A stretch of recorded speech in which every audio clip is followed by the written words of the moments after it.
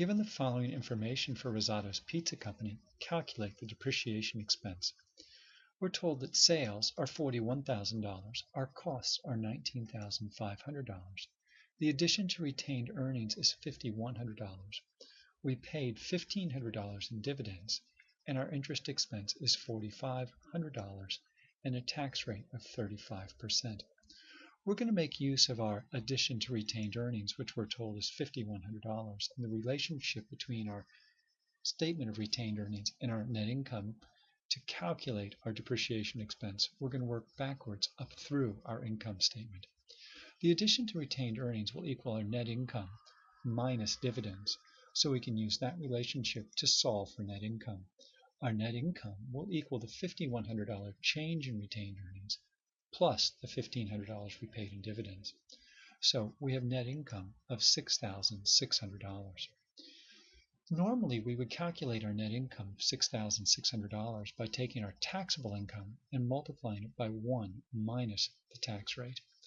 In this case, we don't know our taxable income. We're going to solve for that. Our taxable income will equal our net income of $6,600 divided by 1 minus 35%, which was our tax rate. So we take our $6,600, divide it by 65%, and we can solve for taxable income, which is $10,154. As a quick check, we can make sure that our income tax expense will equal 35% of that. So take your taxable income of $10,154, multiply it by the 35% tax rate, and you should get net income of tax expense of $3,554. Taxable income of $10,154 minus our income tax expense of $3,554 does indeed equal our net income of $6,600. As a next step, we're going to calculate our earnings before interest and taxes. Our taxable income would be our earnings before interest and taxes minus our interest expense. So we can solve by rearranging our equation for earnings before interest and taxes.